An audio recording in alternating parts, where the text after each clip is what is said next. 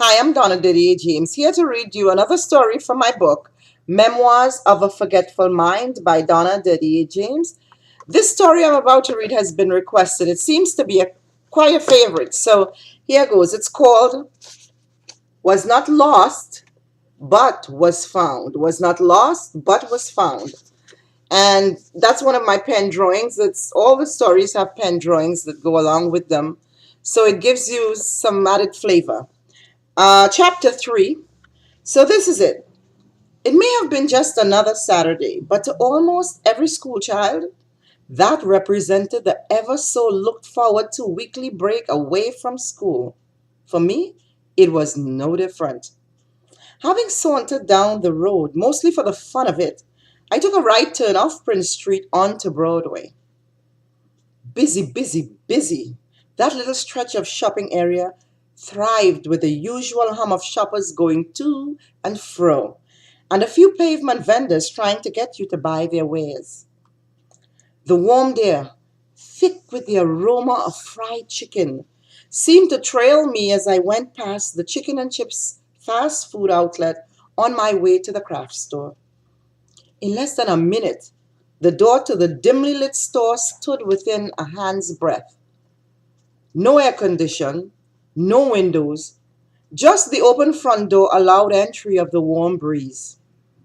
Stepping into Madame Chapeau's store brought one face to face with shelved walls filled with various craft items, most of which seemed unidentifiable inside their protective plastic bags.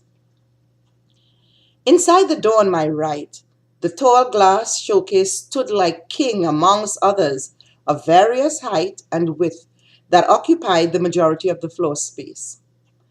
They housed the more delicate items for sale in the store. To be sure, Madame Chapeau, the proprietor and sole salesperson, knew what was in every package and its exact location. Whatever your requested item, if it was in her inventory, she would immediately retrieve it, either from the pack shelves or one of the glass showcases. It seemed more likely that Madame Chapeau's store was filled with items sure to meet the needs of most of the customers who flowed in and out. As one of those customers, I was enticed by some hair ornaments and crochet thread. So, with them in hand, away to the cashier for me, and then to head my merry way home. I had dipped my hand in my pocket to get my money to pay when, to my surprise, I pulled out a $20 bill. Ooh! Amazed and excited, thoughts raced around in my head, attempting to pinpoint when and where I had put that cash in my pants pocket. After a few minutes of deliberation, the brain concluded I had forgotten that I had this. Maybe it was money I thought I had lost. In fact, the brain caused a major pleasant feeling to course through my body. It was mightily invigorating from my brain standpoint to realize that maybe I had been disciplined enough to have saved this, notwithstanding the fact that I knew not when or how I got it. But man, oh man, I was certainly delighted to have found it. At this point, the best thing to do was to pretend it never existed and put it in the bank. Could it have been that my thoughts were veering towards entrepreneurship? Are those not the folks who say money saved is money earned? So the $5 that I knowingly came with to spend was just what I used to pay for my items, collected my change, and headed home. Banks were closed on Saturdays, so I had to wait until Monday to put my $20 bill into my account. It occurred to me, strange as it seemed, that I had not encountered any school friends when I went shopping or running errands. Neither on my way home did I remember encountering any of them. Maybe I had no friends except Kate and April, two of my neighbors.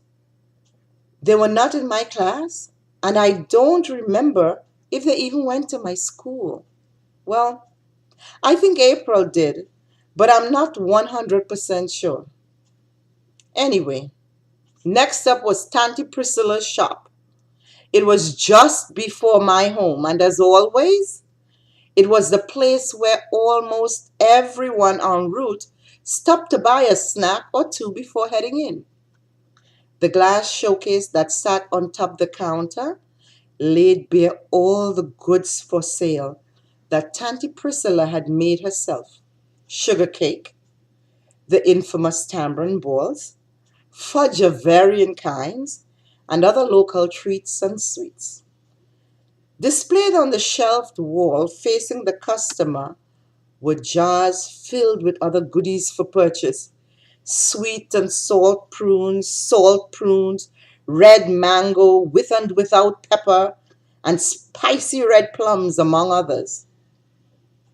For me, it was the absolute same. I had to pick up a snack before heading in. Nothing better than a Mars bar to chew on once inside. As for tamarind balls, I made my own by the dozens. Last stop, 32 Prince Street, my place of residence, my mini castle, where Tantivio almost spoiled me rotten. Please don't spoil your kids or grandkids or anyone for that matter. No good. The 6 red stairs were no match for me as I ran up two at a time. Excitedly, I showed Tantivio my purchased goods. The lily white crochet thread was for me to make a tie. She had taught me to crochet from the age of 7, and she was proud of my progress. Very good, she said. Now where are my things I sent you to get? Your things? I asked inquiringly. What things? Tantivio almost jumped out her skin, her light brown face coming down to meet mine, her eyes opened wide, staring at me as she blurted out, "Little girl, don't play with me. Where is my $20? I gave you. I asked you to go out for me. You weren't going anywhere. I sent you on an errand. Now you come here showing me things you bought? I hope you didn't spend my money. I hope you didn't spend my $20, or else, girl." "Oh," I exclaimed. "That was your $20? Uh-oh. Oh, I forgot. I have it. I have it. Don't get mad. I'll go back and buy what you need. Let me write it down." So I had no money to put in the bank on Monday because it was not my was lost, now it's found money. It was Tantavio's money. Whoa! Just as well the banks were closed.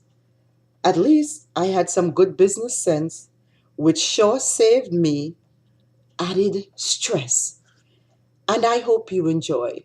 Now, for the things that I read in the book, the items that I mentioned that you did not know what they were, you have to purchase the book at barnesandnobles.com or amazon.com. And at the back of the book, I have a section entitled What You May Need to Know. So it tells you all of that. So I hope you enjoyed. Until next time, have a fabulous day. Donna Didier James, my book is available, Memoirs of a Forgetful Mind, at amazon.com and barnesandnobles.com. Thank you.